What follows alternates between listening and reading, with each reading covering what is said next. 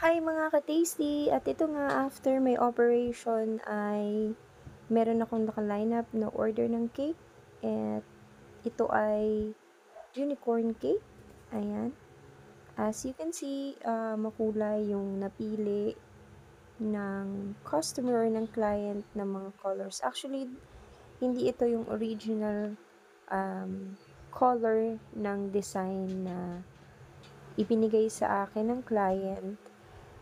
Pero pinapalitan niya kasi yung mga color ng icing dahil gusto niyang sundin kung ano yung kulay na nasa invitation at giveaways nila.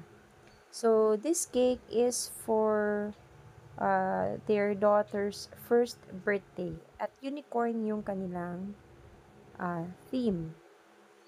So, gusto niya mga pastel colors. So, gumamit lang tayo ng purple, mint